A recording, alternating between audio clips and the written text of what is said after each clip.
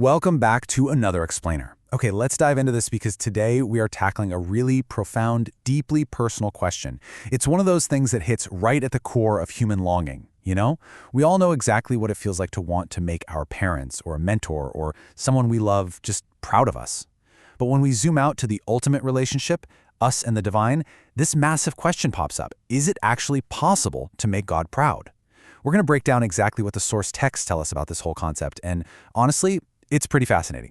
Can we make God proud? It's a question staring us right in the face, yet we almost never stop to unpack it carefully. I mean, intuitively, a lot of us feel like this has to be true, right? That somehow the way we live our lives can bring a real sense of pride to our Creator. But then we hesitate. We start wondering, wait, is applying a very human word like proud to God kind of wrong? Is it disrespectful? Well, to get to the real answer, we have to look closely at the nuance of the language used in the texts. So, the crucial point is how we define our terms. If we're talking about proud in the sense of sinful self-exaltation, that inflated, arrogant ego that puts a person above everyone else and above God, then absolutely not. God is never proud in that way. But if we shift our definition just a bit to something closer to a loving parent's delight, their deep pleasure, and that joyful commendation of their kids, well then, the textual evidence points to a massive, resounding yes. It's essentially what we'd call a holy parental pride. To really wrap our heads around this, we've got to shatter a huge myth. A lot of us unconsciously picture God as this cold, completely emotionless cosmic judge. You know the image, sitting far away, keeping a clinical scorecard of every little time we obey or disobey. But the biblical texts show us something vastly different. They describe an intensely relational God, a loving Father who actually loves, delights, grieves, shows compassion, and genuinely celebrates when we're faithful. The texts consistently tell us that our human relationships, like being a mom, a dad, or a best friend, are literally just reflections of God's own deeply relational nature. And honestly, there's probably no better, more vivid picture of this than in the book of Zephaniah. The text says, "The Lord your God in your midst, the mighty one, will save. He will rejoice over you with gladness. He will quiet you with his love. He will rejoice over you with singing." I mean, just pause and soak in that imagery for a second. God isn't just giving a reluctant, slow nod of approval here. The original Hebrew verbs used are incredibly intense. They picture God exulting, actively celebrating, and literally breaking out into song over his people. It is that exact same unbridled joy a parent feels watching their kid totally nail it at a school play. Section 2. God publicly commends his children, looking specifically at the story of Job. So beyond just private joy, one of the absolute coolest patterns in the text is that God actually talks us up in front of others. Take Job, for example. That whole dramatic story kicks off in the heavenly council, and it starts with God asking, "Have you considered my servant Job?" God then just goes off, describing him as blameless and upright. Notice the dynamic here. Job wasn't down on earth hyping himself up, it was God hyping up Job. It's this stunning display of divine pride, God actively delighting in what his grace has built within a human being. And we see this public commendation absolutely peak in the New Testament. At Jesus' baptism and then again at the Transfiguration.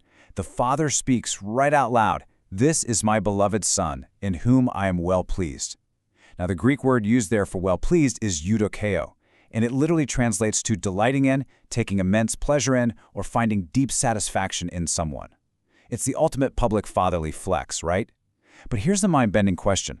Can God say that exact same thing about ordinary, everyday believers? Let's move to Hebrews chapter 11 and see how this builds across human history. Because the text tells us, amazingly, yes, God does feel this way about believers.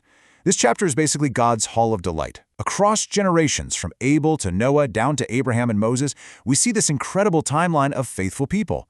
And the text just keeps hammering home this one phrase, by faith, over and over again. It completely cements the fact that the life of a regular believer can genuinely bring the Creator profound pleasure. Then, Hebrews drops this massive, defining statement. Without faith, it is impossible to please him. The implication here is staggering, because flip that around. It means faith does please God. Faith actually causes divine approval. The text makes it super clear that God isn't looking at human power or how big your bank account is or your intelligence or your worldly status. He's not impressed by any of that stuff. But he is deeply, deeply moved by trust. When a human being actively chooses to trust him, especially when everything is uncertain, God is undeniably thrilled by that. So, what specifically brings God this joy?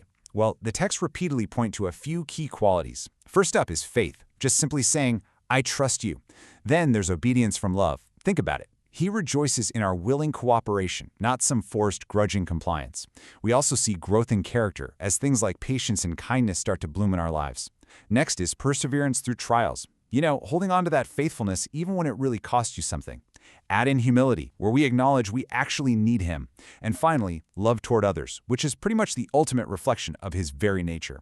But okay, here's where it gets kind of tough for us. How do we actually recognize this delight? Most of us are constantly looking for some huge emotional high to validate us, and when we don't feel it, we immediately think God must be disappointed. But the text points us in a totally different direction. Step 1. Trust His word.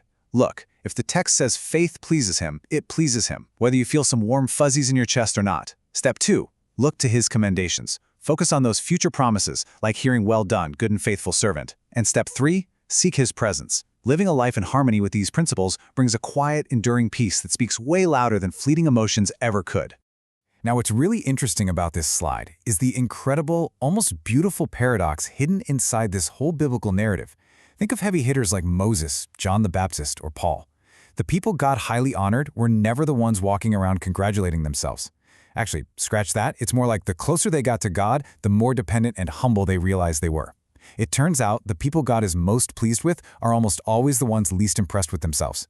Their humility is exactly the thing that makes them His greatest delight. Which brings us to the deepest answer of all when it comes to divine delight. It is a joy rooted fundamentally in relationship and belonging, not just based on flawless performance. Think about a parent and a toddler. That toddler might hand their dad a scribbled drawing that, let's be real, belongs absolutely nowhere near an art museum. But the parent treats it like a masterpiece. Why? Because of whose drawing it is. God's delight works exactly the same way. It isn't this cold transaction based on how perfectly you perform. It's rooted entirely in the sheer fact that you belong to Him. And this brilliantly illustrates one of the most transformative paradigm shifts you will ever experience in your faith. The old transactional mindset asks in fear, okay, how little can I do and still be accepted? How do I just avoid being rejected? But a relationship built on divine delight flips the script entirely. It asks, how can I bring joy to my Father today? One is totally based on dodging punishment, while the other is this beautiful, active cultivation of a real loving relationship. So, this leaves us with a final, really vital question to reflect on. A child doesn't make a loving parent proud by simply going out and getting famous, right? They make them proud by becoming the kind of person the parent hoped they would be. From beginning to end, the goal laid out in the text isn't just about racking up spectacular achievements for God. It is all about ordinary faithfulness.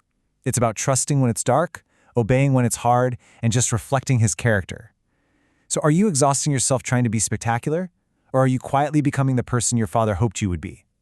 Because let me tell you, when you do the latter, the source texts assure us, heaven doesn't just watch. Heaven rejoices.